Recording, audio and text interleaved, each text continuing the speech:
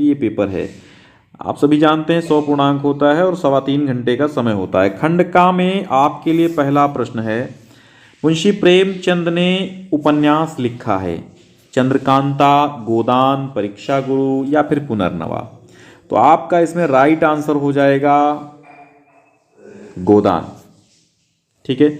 अगला, ब्राह्मण पत्र के संपादक हैं, ब्राह्मण पत्रिका या पत्र के संपादक कौन हैं? तो पंडित प्रताप नारायण मिश्र जो हैं वो ब्राह्मण पत्रिका के संपादक हैं। आगे देखिए, जयशंकर प्रसाद का नाटक है। जयशंकर प्रसाद का नाटक कौन सा है? तो जयशंकर प्रसाद का नाटक ध्रुव स्वामिनी है। आवारा मसीहा के लेखक कौन हैं? एक बार बच्चों शेयर कर देना, बस मेरी इच्छा इतनी बस। आवारा मसीहा के लेखक विष्णु प्रभाकर हैं और ये आवारा मसीहा विधा चले तो ये जीवनी विधा है। कौन सी जीवनी विधा है? और अगर आपसे पूछ ले कि आवारा मसीहा किसके जीवन पर आधारित है, तो ये शरत चंद्र के जीवन पर आधारित है। किसके? शरत चंद्र के जीवन पर आधारित है। अगला प्रश्न हम देखते हैं, नदी के द्वीप के लेखक कौन हैं? तो नदी के द्वीप के लेखक हैं आपके अज्ञेय। कौन अज्ञेय? सच्चिदानंद हीरानंद वात्स्यायन अज्ञेय नदी के द्वीप के लेखक हैं। भक्ति काल का काव्य ग्रंथ नहीं है, यानी कि 3 काव्य ग्रंथ आपको भक्ति काल के मिलेंगे।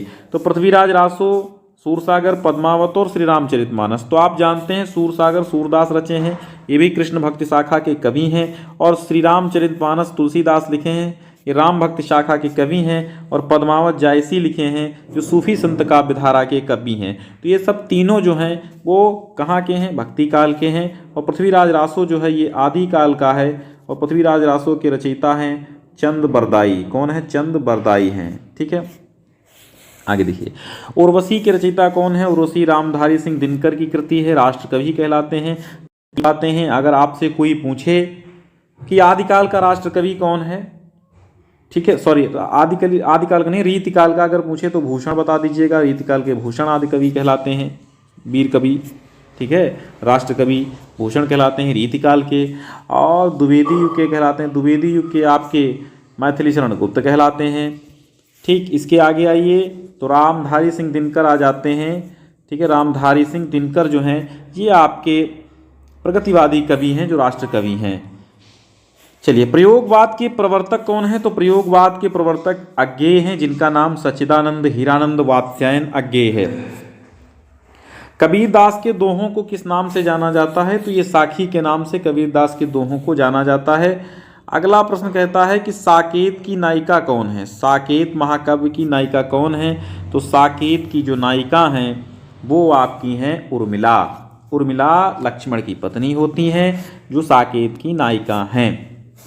अगला प्रश्न आपका गद्यांशों पर आधारित आएगा, यानी एक गद्यांश होगा जिसके नीचे 5 प्रश्न उसी गद्यांश के अंदर से होंगे और उन्हीं 5 प्रश्नों को आपको गद्यांश से ढूंढकर हल करना होगा। तो ये पहला गद्यांश है, साहित्य, कला, नृत्य, गीत, आमोद प्रमोद अनेक रूपों में राष्ट्रीय जन अपने मानसिक भावों को प्रकट करते हैं। तो आपको व्याख्या भी इसी अंडरलाइन की करनी होगी। तो आप स्टार्ट कीजिए कि साहित्य, कला, नृत्य, गीत, प्रत्येक जन। तो आप ऐसे स्टार्ट करेंगे कि प्रत्येक जन, प्रत्येक राष्ट्रीय जन साहित्य के माध्यम से, कला के माध्यम से, नृत्य, गीत, आमोद प्रमोद मनोरंजन के माध्यम से अपने अपने मानसिक भावों को प्रकट करते हैं। आत्मा का जो विश्वव्यापी आनंद भाव है, तो आत्मा का मन का कर दीजिए, आत्मा की जगह मन कर दीजिए, तो मन का जो जगत व्यापी आनंद भाव है, मन का जो जगत व्यापी आनंद भाव है वो इन विविध रूपों में साकार होता है, यानी इन विविध रूपों में दिखाई पड़ता है। ऐसा कर दीजिए, प्रतिमूर्ति होता है या दिखाई प्रतीत होता है। चलो अब आगे देखो, ये तो हम बता दे रहे हैं आपको राष्ट्र का स्वरूप है। ये पाठ का नाम है राष्ट्र का स्वरूप और लेखक हैं वासुदेव शरण अग्रवाल। ठीक है, कौन है? वासुदेव शरण अग्रवाल जी इसके लेखक हैं। राष्ट्र का स्वरूप पाठ है। फिर रेखांकित अंश की व्याख्या आप बता ही दी है, धीरे धीरे कर लेना इसे। और किन रूपों में राष्ट्रीय जन अपने अपने मानसिक भावों को प्रकट करते हैं। तो अभी बताया ना, ये पहला ही जो अंडरलाइन है यही आपका उत्तर है। तो यहाँ से आप देखेंगे साहित्य, कला, नृत्य, गीत, आमोद प्रमोद अनेक राष्ट्रीय रूपों में लोग अपने मानसिक भावों को प्रकट करते हैं, यही आपका पहला गा का उत्तर हो जाएगा। फिर सहृदय व्यक्ति किसको स्वीकार करते हुए आनंदित होता है? सहृदय व्यक्ति किसको स्वीकार करते हुए आनंदित होता है? तो आपका उत्तर हो जाएगा सहृदय व्यक्ति, जो सहृदय व्यक्ति है वो प्रत्येक संस्कृति के आनंद पक्ष को, ठीक है, प्रत्येक संस्कृति के आनंद पक्ष को स्वीकार करता है और उससे आनंदित होता है। अगला प्रश्न है, प्रस्तुत पंक्तियों में लेखक ने राष्ट्र के किस स्वरूप पर प्रकाश डाला है? राष्ट्र के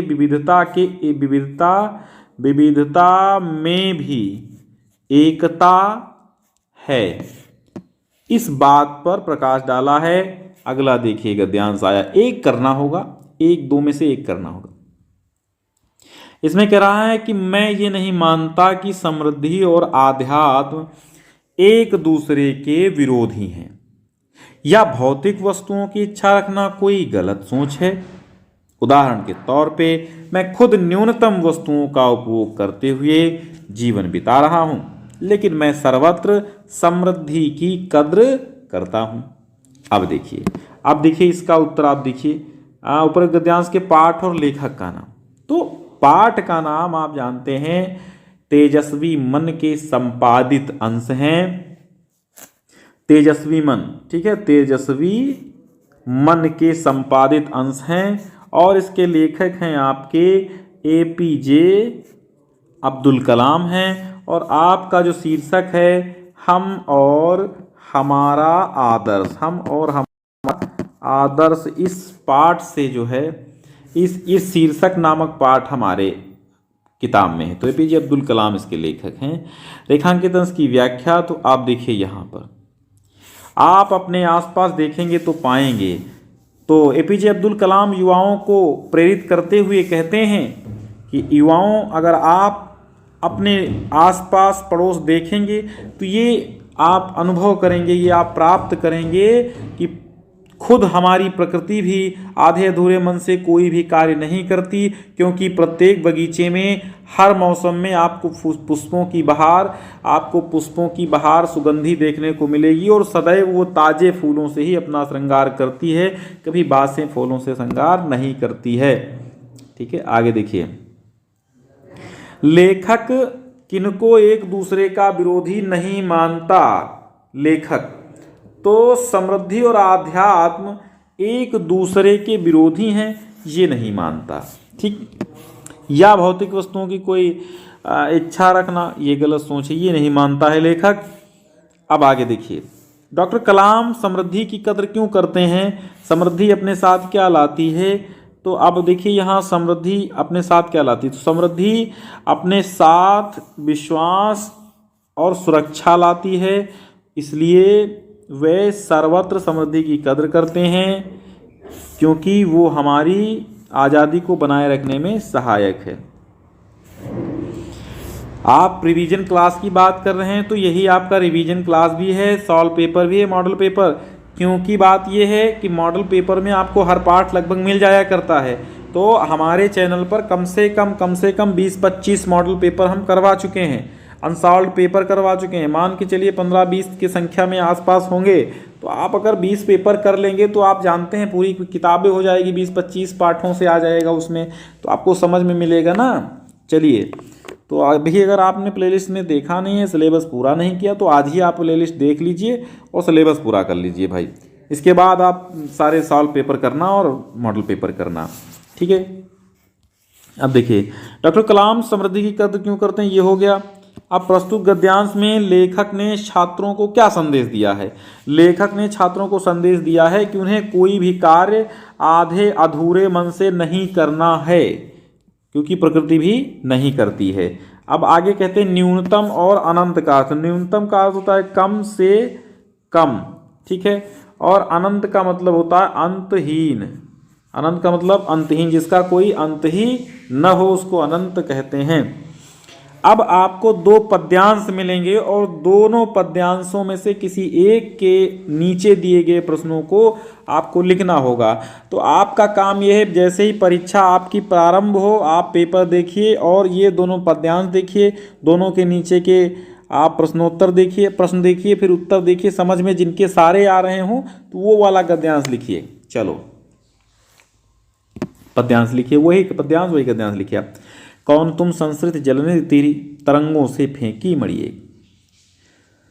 तो ये आपका श्रद्धा मनु से लिया गया। आपने पढ़ा श्रद्धा मनु, बहुत ही ढंग से मैंने पढ़ाया, आप पढ़िए जा करके प्लेलिस्ट में अभी देखिए, सब मिलेगा आपको प्लेलिस्ट में, A to Z चीज़ें मिलेंगी आपको। ठीक, तो अब इसका हम पहले तो आप देखिए, इसका शीर्षक श्रद्धा मनु है और कवि इसके प्रसाद हैं। प्रसाद मतलब जयशंकर प्रसाद, ये भी आप समझ लीजिए। अब व्याख्या करनी है तो मैं सबकी कर देता हूँ। श्रद्धा आती है और मनु से पूछती है, क्योंकि जल प्रलय हो चुका है और मनु एकांत में बैठे होते हैं। श्रद्धा मनु से कहती कि थे तुम कौन हो, कौन तुम कौन हो। संस्कृत जलनिधि अर्थात संसार रूपी जलनिधि माने सागर से, संसार रूपी सागर के तीर माने किनारे पर तरंगों के द्वारा फेंकी गई एक मणि के समान तुम कौन हो, जो कर रहे निर्जन में चुपचाप प्रभा की धारा से अभिषेक। प्रभा की अर्थात चमक की एक धारा से अभिषेक माने स्नान करते हुए तुम निर्जन कानन में चुपचाप शांत भाव से क्या कर रहे हो। मधुर विश्रांत और एकांत जगत का सुलझा हुआ रहस्य, एक करुणा में सुंदर मौन और चंचल मन का आलस्य। बहुत ही विश्रांत माने थका हुआ एकांतहीन, तुम मुझे मधुर विश्रांत लग रहे हो, तुम्हारे अंदर मधुर थकान मुझे प्रतीत हो रही है और एकांत भाव से तुम बैठे हुए हो और जगत का तो रहस्य बिल्कुल सुलझा हुआ है, एकदम जगत के सुलझे हुए रहस्य की भांति तुम प्रतीत हो रहे हो। कैसे प्रतीत हो रहे हो, तुम जगत के सुलझे हुए रहस्य की भांति प्रतीत हो रहे हो, बिल्कुल मधुर विश्रांत माने थके हुए, तुम्हारी थकी हुई मधुरता तुम हमें दिखाई दे रही है। एकांत में बैठे हुए हो, तुम एक जगत के संसार के उलझे हुए सुलझे हुए रहस्य प्रतीत हो रहे हो और करुणामय, तुम्हारा जो सुंदर मौन है वो करुणामय है। हमारे अंदर आपके प्रति करुणा उत्पन्न हो रही है, परंतु चंचल मन का आलस्य, और तुम्हारा मन बहुत ही चंचल है और तुम्हारे मन का चंचल आलस्य भी हमें प्रतीत हो रहा है। आगे देखिए, इस शीर्षक का और कवि का नाम, पद्यांश के शीर्षक और कवि का नाम। तो शीर्षक बता दिया और रेखांकित उसकी व्याख्या बता। कवि ने संस्कृत जलनिधि और मणि किसे कहा है। संस्कृत जलनिधि मतलब संसार को कहा है और मणि कहा है मनु को। ठीक है, मनु को मणि के समान बताया है। आगे देखिए, संस्कृत जलनिधि इसमें किसके मन की व्याकुलता स्पष्ट है, इसमें मनु के मन की व्याकुलता स्पष्ट है। और संस्कृत जलनिधि में कौन सा अलंकार है, तो इसमें रूपक अलंकार है। कौन सा है, रूपक अलंकार है। जब पहुंची चपला बीचधार, देखो नौका विहार से आ गया, कौन सा, नौका विहार से है, ये नौका विहार से है और पंत इसके लेखक हैं। कौन है, पंत है, सुमित्रानंदन पंत। तो इसके बस कवि का नाम और वो शीर्षक का बता दिया, नौका विहार है और सुमित्रानंदन पंत हैं। अब कहते हैं कि जब पहुंची चपला बीचधार, कहते हैं कि जब चपला हमारी चंचला, जो चपला माने चंचला, चंचला कौन, नौका, धारा में पहुंचती है तो चांदनी से युक्त, जो चांदी जैसे कगार माने किनारे चमक रहे थे वो छिप गए। और आगे जब हम देखते हैं तो दो बाहों से ऐसा लग रहा ना, तीर देखो, नदी के तीर, यहाँ जैसे नदी बह रही है और हम यहाँ पुल पे खड़े हुए हैं, देखेंगे तो नदी बहुत दूर दुबली पतली, यहाँ से पतली पतली स्टार्ट होगी और यहाँ से फैलती हुई चली दिखाई देगी।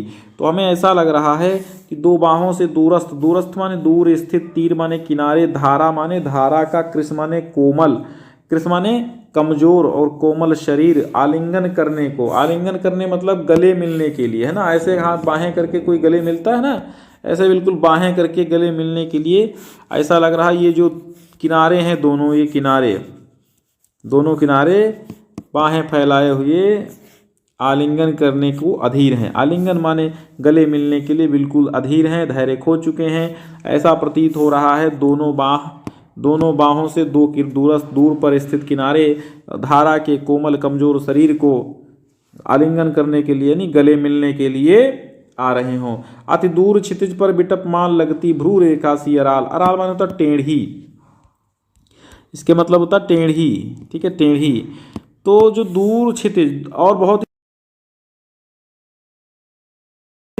जहाँ पे धरती और आकाश मिले हुए दिखाई देते हैं वो क्षितिज होता है। तो दो बाहों से हो गया ना।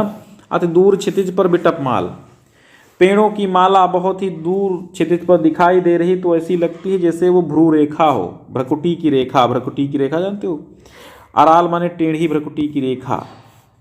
अपलक नभ नील नयन विशाल, और नेत्र हो नील नयन, नील नयन अर्थात नीलाकाश रूपी बिल्कुल नेत्र हो गया हो, विशाल नेत्र है जिसकी वो एक टेढ़ी रेखा के समान प्रतीत होती है, वृक्षों की लाइन। ठीक है, आगे देखिए। अपलक माने एक टकी लगाए देख रहा है। माँ के उर पर शिशुसा समीप सोया धारा में एक द्वीप। अब बीच धारा में एक द्वीप दिखाई पड़ता है। द्वीप जानते हो, जिसे धारा हो और इसके बीच में कोई मिट्टी का एक बहुत बड़ा चट्टान हो, उसको द्वीप कहते हैं। तो अब जैसे नदी है और यहाँ पर एक धारा में द्वीप है गोल गोल, तो ऐसा लग रहा है जैसे कोई शिशु के समान, माँ के उर, माँ के हृदय पर कोई शिशु समीप में सोया हुआ हो, ऐसे एक द्वीप धारा में सोया था। और वो प्रवाह को उर्मिल माने तरंगों वाले प्रवाह को प्रतीप कर रहा था, उल्टा कर रहा था। इसके बाद वह कौन विहग, वो कौन सा पक्षी है, क्या विकल को, क्या व्याकुल कोई कोक है। कोक माने चकवा, उड़ता हरने निज बिरह शोक, क्या अपना वियोग के शोक को हरने के लिए उड़ रहा है। छाया की कोकी को वियोग, अपनी ही छाया को देख करके वो समझता है कोकी है। कोकी मतलब चकवी है, ऐसे विलोक माने देख कर। तो अब इसका है, कब चांद सा चमकता हुआ रेत का कगार कवि की आंखों से ओझल हो गया। तो जब पहुंची चपला बीच धार छिप गया चांदनी का कगार। तो जब नाव बीच धारा में पहुंची, जब नाव बीच धारा में पहुंची, तारा के बीच से देखने पर गंगा के दोनों तट किसके समान लग रहे थे? दो बाहों के समान, दो बाहों के समान लग रहे थे। धारा के बीच में स्थित द्वीप कैसा दिखाई दे रहा था? बिल्कुल शिशु सा। अब आपको साहित्यिक परिचय देना होगा। साहित्यिक परिचय में एपीजे अब्दुल कलाम, आचार्य हजारी प्रसाद द्विवेदी, दो बार टाइप हो गया, ये टाइपिंग मिस्टेक है। डॉक्टर वासुदेव शरण अग्रवाल यहाँ पर लिखा होना चाहिए था। चलो, उनकी कृतियों का भी थोड़ा सा उल्लेख कर देंगे तो अच्छा रहेगा। जब कृतियों का उल्लेख करेंगे तो थोड़ा सा अच्छा रहेगा। तो अब देखिए, यहाँ पर आपको सारे जीवन परिचय हमारी प्लेलिस्ट में मिल जाएंगे। तो आपको जद्दोजहद करने की कोई आवश्यकता नहीं, इधर उधर भटकिए मत, तुरंत प्लेलिस्ट में जाइए और आराम से आप अपना सिलेबस पूरा कर लीजिए। वहाँ पर कोई दिक्कत नहीं होने वाली है। एक एक जो मीनिंग है बहुत कायदे से समझाया गया है आपको। आगे देखिए,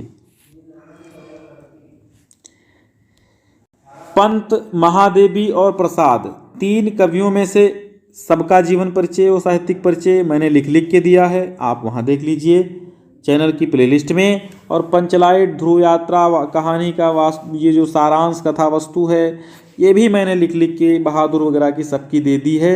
और खंड काव्य मैंने सारे पढ़ा दिए हैं। अब इतना समय नहीं कि मैं आपको यहाँ पर सारे खंड काव्य कराऊँ, बहुत लंबा जाएगा। हर एक व्यक्ति का अलग खंड काव्य, हर एक जिले का अलग अलग है। तो अपने ज़िले का जो हो वो देख लीजिए भाई, और ये सारे खंड का प्लेलिस्ट में आप देख सकते हैं। फिर आप देखिए, गद्यांशों में से किसी एक का संदर्भ सहित अनुवाद कीजिए। तो ये तो आपका है संस्कृत का।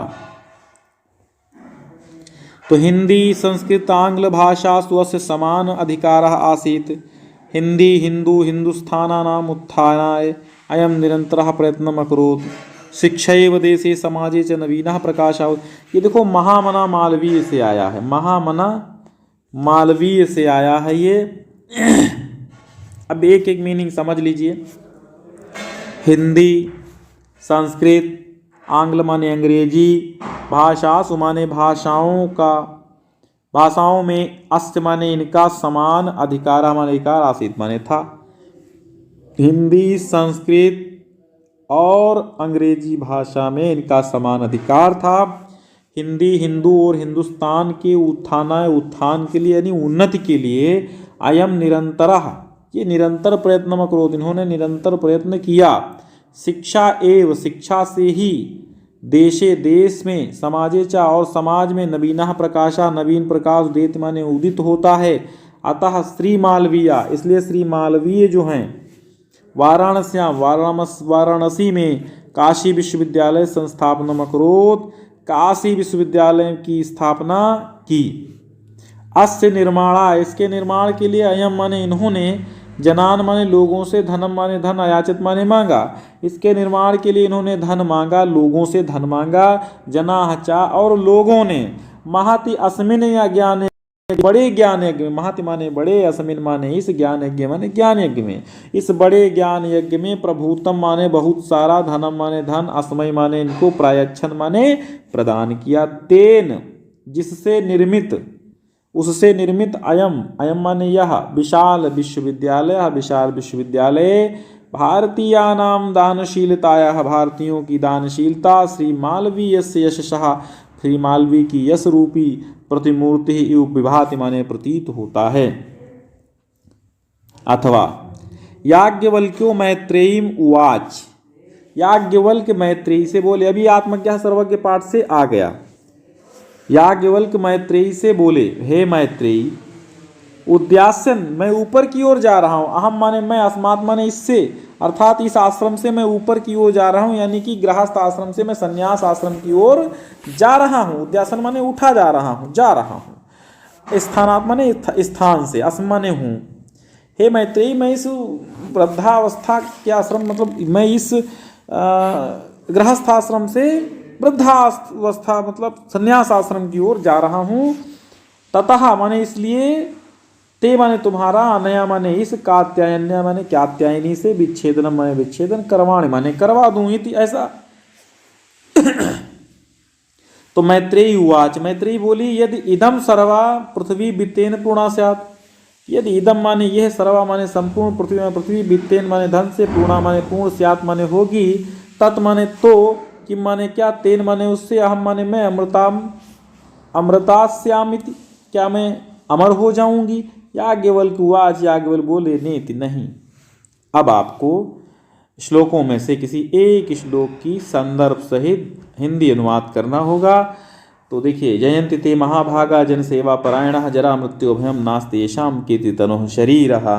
तो अब देखो, ये महामना मालवीय पाठ से ये भी ले लिया गया।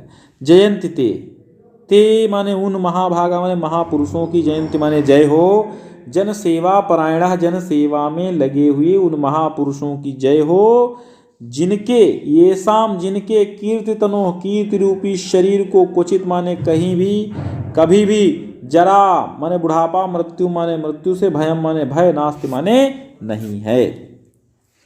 जल बिंदु निपातेन क्रमशः पूर्यते घटा, जल की बूंदें गिरने से, निपातेन माने गिरने से, क्रमशः घड़ा पूर्ति हो जाता है घड़े की, ये सुभाषित वृत्तांत से है, क्रमशः घड़ा पूर्ण भर जाता है।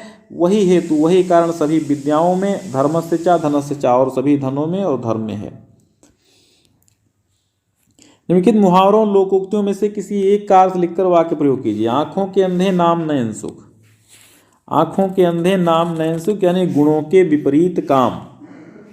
आगे कुआं पीछे खाई, दोनों ओर मुसीबत, अंगार सिर पर रखना, विपत्ति उठाना, आपत्ति उठाना, अंधे की लकड़ी एकमात्र सहारा। आभ्यंतर का संधि विच्छेद करना है, तो आभ्यंतर का संधि विच्छेद आपका होगा अभिधन अंतर। आभ्यंतर का क्या होगा? अभिधन अंतर।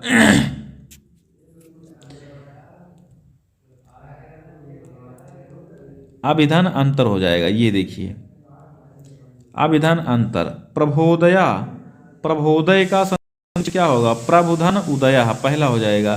शचीन्द्र, शचीधन इंद्र पहला हो जाएगा। राज्ञे, राज्ञे जो है ये चतुर्थी का एक वचन आपका होगा। क्या है? राज्ञे जो है वो चतुर्थी का एक वचन है, क्योंकि नामने भी ऐसे होगा। राजनी, राजन जो है ये सप्तमी का एक वचन है आपका। वैसे तो आपका बस आना क्या है, नामन और आत्मन, दो ही शब्द रूप आने हैं, नामन और आत्मन, इसी से मिलते जुलते हैं।